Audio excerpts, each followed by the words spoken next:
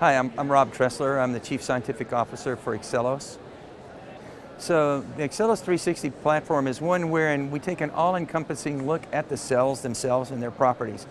To date, most of the time for things like adaptive immunotherapies, we tend to make an assumption that the starting material that we use to make the therapeutic cells is actually, it's all of the same quality. And we know now that that is not the case because we're seeing a lot of variability in the clinical trials.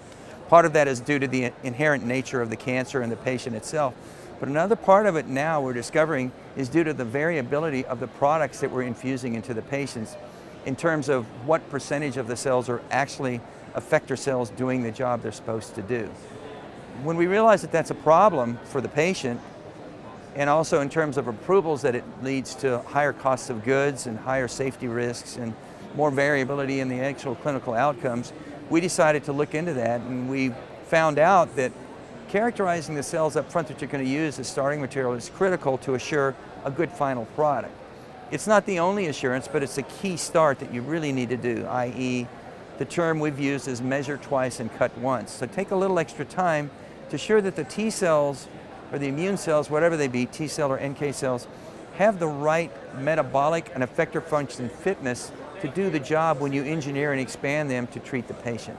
Well, more and more we're realizing that the process is the product. By that meaning that the manufacturing process, it's a good thing and a bad thing.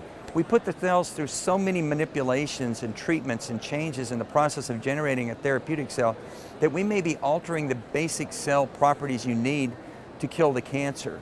And monitoring that throughout the process of producing the product is something that we've not done as thoroughly as we necessarily should have, and we're trying to change that paradigm at Excellos 360 by saying when you do a major manipulation of your cells, you'd be well advised to confirm that the potency or the effector function that you want it to have is still there and hasn't been compromised by the manipulations of the cells. Bioreactor systems are very stressful on cells. To assume that cells, once they've been stressed, will go back to their ground state and desired traits is not a good assumption to make. Better to confirm that that is the case, and we've actually done that. We've monitored some platforms for processing and shown that they have significant effects on the types of cells that you get from a yield standpoint that are necessary to develop optimal therapies.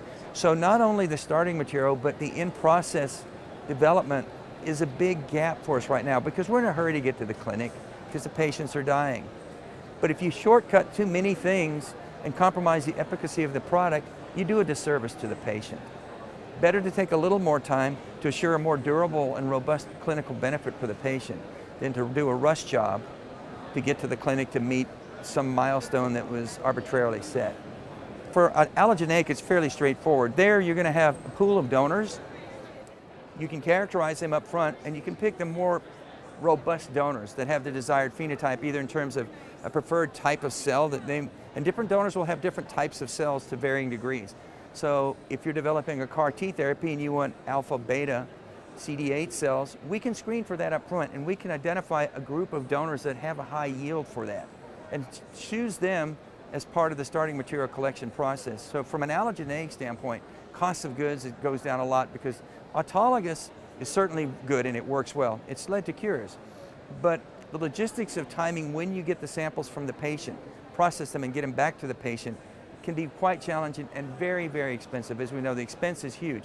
Allogeneic is going to reduce expense exponentially if it's done well.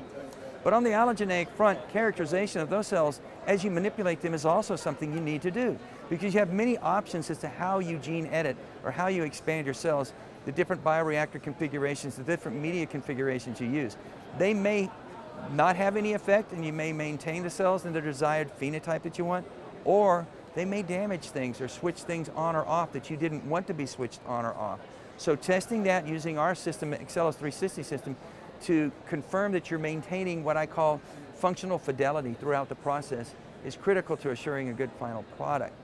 Also, for things like tumor infiltrating lymphocyte strategies, where you take a tumor and you mince it up into 20 pieces or so, you put each piece into 20 different wells in a tissue culture plate, you add in media that expands the immune cells out, and then you pick one of the wells to use for larger fold expansion to treat the patient.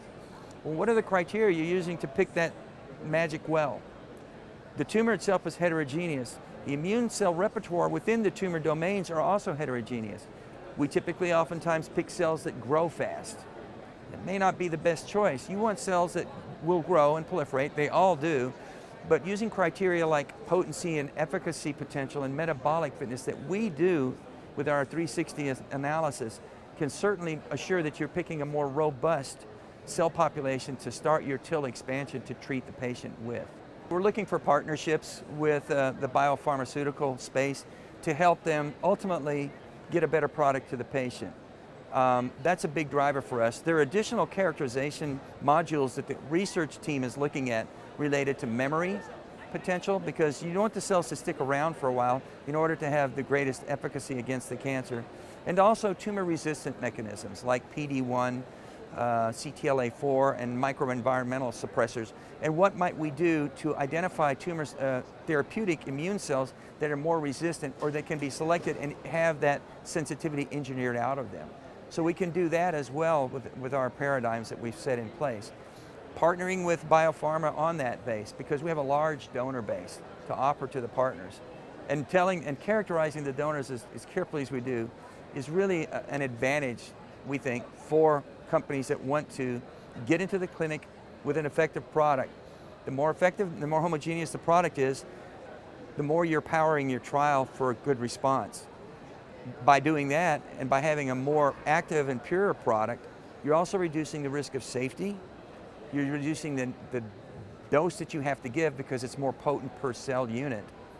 And you're also reducing cost of goods because you may be able to give slightly lower doses of material.